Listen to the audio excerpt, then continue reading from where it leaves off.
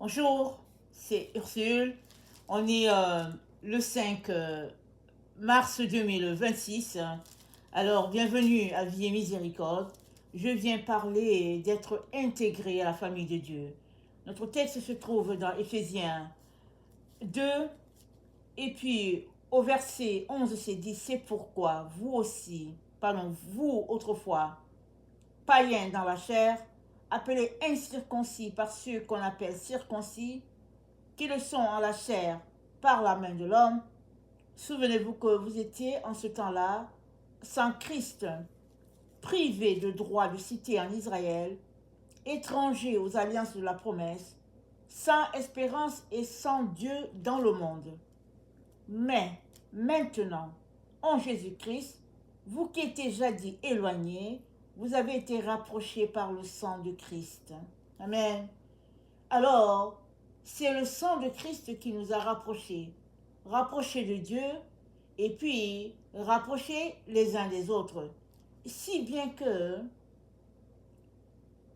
Dieu, c'est notre Père à tous, et puis Christ, c'est notre frère.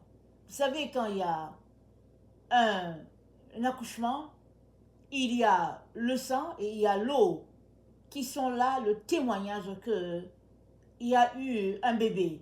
Et Dieu merci, le bébé vivant est là. Alors, il y a le sang, il y a l'eau et il y a le bébé, il y a les résidus. Voilà la preuve que, tiens, tout est là, la vie a été donnée. Et c'est ça qui s'est passé à la croix. À la croix, le sang de Christ a coulé, l'eau aussi, parce que le soldat est venu s'assurer que Jésus-Christ était effectivement mort. Il a percé, et puis c'est l'eau qui est sortie. Et par cet acte, l'eau, le sang, la preuve que nous sommes nés est là. Si bien que nous avons été faits enfants de Dieu par le sacrifice de la croix. Et Dieu a fait cela parce qu'il a voulu réunir deux peuples qui ne pouvaient pas se rencontrer. Alors, le premier, c'est le peuple de l'alliance, c'est-à-dire alliance avec Abraham, si bien que ses descendants avaient droit à la cité du Père, et les autres, ils n'avaient pas droit, parce qu'ils étaient étrangers. Dieu a réconcilié les deux peuples, si bien que aujourd'hui, ce n'est pas question qu'on est descendu d'Abraham, mais c'est question que tu es né de nouveau. Tu as été racheté, et la preuve est que tu l'as fait à la croix. En acceptant le sacrifice de la croix, le sang de Jésus-Christ a lavé, son eau est là, te purifiant, et tu es fait enfant de Dieu. Maintenant, pourquoi continues-tu d'observer les coutumes, les traditions, peut-être de la famille dans laquelle tu es né, de ton entourage, et même des lois que toi-même tu t'es fixé, que tu t'es érigé? Pourquoi continues-tu d'observer ces choses? Parce que Christ est venu, il a détruit le mur qui nous séparait, et de deux peuples, il en a fait un seul. Nous ne pouvons donc plus, au nom d'une certaine tradition, garder et nos traditions et en même temps se réclamer de Christ. Il y a un côté qui doit être abandonné, et c'est le côté qui porte sur la chair. Alors, Jésus-Christ, il a exposé toutes ces choses-là en triomphant d'elle sur la croix. Tu as été libéré de toutes ces pratiques, même de ces observances qu'on doit faire par rapport aux aïeuls, et puis des cérémonies qu'on doit marquer parce que il y a eu un tel grand-père qui aurait fait ci, qui a fait cela, qui a fait cela. Toutes ces choses doivent être laissées pour Jésus-Christ. Ils doivent être abandonnés parce que Jésus-Christ a payé complètement. Et par le prix qu'il a payé, nous avons été faits enfants de Dieu. Nous avons été intégrés à la famille de Dieu. Et c'est dit quoi? Éphésiens 1, le verset 19, ainsi donc, vous n'êtes plus des étrangers, ni des gens du dehors, mais vous êtes concitoyens des saints, gens de la maison de Dieu. Nous sommes de la maison de Dieu. Et ça veut dire que nous ne sommes pas la maison du diable. Non seulement nous devons nous réjouir, célébrer Dieu du fait qu'il a fait de nous gens de sa maison, mais aussi nous devons maintenant nous comporter comme les gens de la maison de Dieu. Plusieurs raisons en eux-mêmes se disant, ok, j'ai donné ma vie à Jésus, je suis chrétien, et quand j'arriverai au ciel, je vais marcher sur les règles du ciel. Mais non. Tu as été fait, tu as été intégré à la famille de Dieu étant sur cette terre. Alors, maintenant que tu es intégré à la famille de Dieu, marche comme les gens de la famille de Dieu. Renonce aux choses que tu faisais avant, alors que tu appartenais à cette famille-là, cette famille biologique qui est la tienne. Renonce maintenant à ces choses-là. Et mets-toi à pratiquer ce qui se passe dans la maison de Dieu. Et la parole de Dieu est là pour te donner toutes les directives de comment faire. Amen. Il se passe que on a accepté Jésus-Christ d'un côté, et de l'autre côté, on continue à garder certaines cérémonies, certaines pratiques, certaines habitudes, soit parce qu'on y croit, soit aussi parce qu'on ne veut pas offenser les autres membres de la famille, alors on joue ce double jeu-là. Mais Dieu dit, tu n'es plus quelqu'un du dehors. Tu es quelqu'un du dedans. De dedans d'où? Dedans de la maison de Dieu. Voilà pourquoi il est important que tu sortes des pratiques qui n'honorent pas Dieu et que tu te donnes à 100% à Dieu et que tu sois complètement à son service, entretenant une relation avec lui et attendant devant lui qu'il te dise quand bouger et puis quoi faire. Et Éphésiens 5, le verset 1 dit, devenez donc les imitateurs de Dieu, comme des enfants bien-aimés. Devenez donc. Le don, c'est en conclusion de ce qui a été dit, en conclusion de ce que Jésus-Christ a fait, pour que tu puisses être sauvé, racheté. En conclusion de cela, c'est dit quoi? Imite Jésus-Christ et sois comme un enfant bien-aimé. Pas un enfant mal aimé, mais un enfant bien-aimé.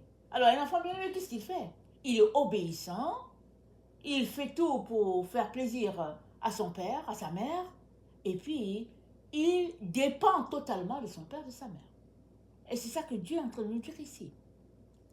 Et alors que nous nous mettons à imiter Christ, nous allons tout simplement nous retrouver à grandir.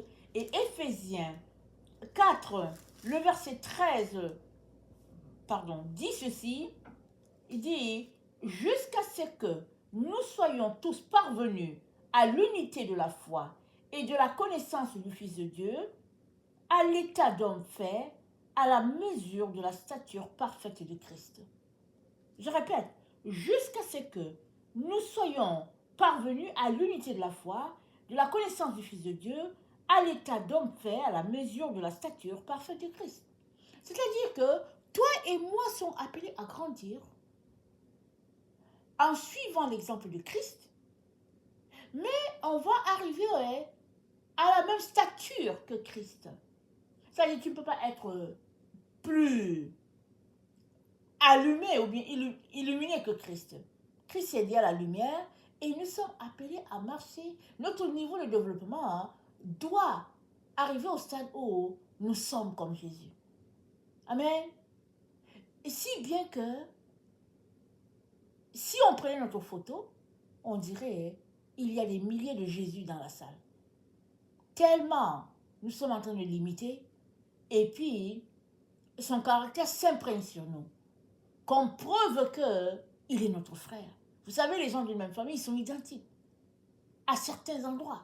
quand les voit, on se dit, ok, ben on dirait qu'il y a quelque chose qui les rassemble. Mais c'est ce trait-là, il y a un trait qui les identifie l'un à l'autre. Et c'est ça que la parole de Dieu est en train de dire.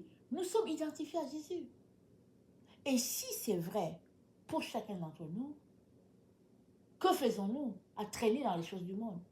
Que faisons-nous à pratiquer des œuvres qui ne sont pas de Dieu? Que faisons-nous à nous attarder dans des choses qui perdent notre temps et notre énergie? Amen. Il est donc très important, chers frères et chers sœurs, que nous réalisons que nous avons été intégrés à la famille de Dieu. Et ça a une implication. Et l'implication de ça, c'est que nous nous comportons comme des enfants de Dieu. Et puis, que nous sommes les imitateurs de Christ parce que nous sommes appelés à grandir à la même stature que lui. Amen. Il est donc important que nous prenions notre rôle au sérieux. Et comme nous avons été intégrés à la famille de Dieu, nous allons aussi devenir aussi des leaders de la maison de Dieu. Parce que Éphésiens 2 au verset 22, ça dit, Éphésiens 2 le verset 22, c'est dit, en lui vous êtes édifiés pour être une habitation de Dieu par l'Esprit. C'est-à-dire en lui, nous sommes construits pour être une maison de Dieu. Tu as été intégré à la maison de Dieu et maintenant que tu marches devant lui, amen, tu grandis de telle sorte que toi aussi, tu es une maison pour Dieu. De telle sorte que Dieu peut envoyer plusieurs brebis sous toi. C'est ça la voie de la multiplication de Dieu dans sa maison. Et pour que cela soit, nous avons besoin d'abandonner les pratiques qui ne sont pas de la maison de Dieu. Amen. Que le Seigneur bénisse sa parole et que nous soyons, n'est-ce pas, visités par cette compréhension que, étant dans la maison de Dieu, nous sommes désormais appelés à faire comme les choses se font. Nous sommes appelés désormais à marcher comme ça se fait dans la maison de Dieu. Sans nous écarter. Sans venir ajouter autre chose qui va nous distraire. Amen. Que le Seigneur bénisse sa parole. Amen et alléluia. Avant de fermer cette vidéo, je voulais juste savoir si tu aimerais donner ta vie à Jésus. Est-ce que tu le connais? Et si tu ne le connais pas, voici l'occasion qui t'est présentée d'ouvrir ta bouche, de l'inviter à être ton sauveur et ton maître. Et c'est tout simplement simple, hein, tu lui parles de façon naturelle et le Seigneur Jésus va venir. La Bible dit, il faut ouvrir la bouche et il faut confesser Jésus, c'est-à-dire il faut déclarer que tu veux marcher avec lui et la présence de Dieu va te visiter et le Seigneur va t'aider à sortir de toutes ces choses qui t'empêchent, qui te gardent captif et il va te donner tout ce dont tu as besoin pour grandir afin que tu puisses accomplir la raison pour laquelle tu es venu sur la terre. Amen. Et ça commence par toi inviter Jésus-Christ. Et si tu l'invites, il vient. Il ne va pas tarder, il ne va pas traîner pour dire, ok, j'ai besoin de ceci, j'ai besoin de cela. Non, non, non. La Bible dit, en confessant de la bouche, tu parviens au salut. Et une fois que tu as, n'est-ce pas, cette assurance-là de ton salut, maintenant, tu peux marcher dans tout ce que Dieu a préparé pour toi. Amen. Ça se fait, ça ne peut pas se faire avant. Ça se fait dès que tu donnes ta vie à Jésus. Voilà pourquoi je t'encourage à lui donner ta vie, afin que ton processus d'édification puisse commencer par l'Esprit Saint lui-même. Amen. Alléluia.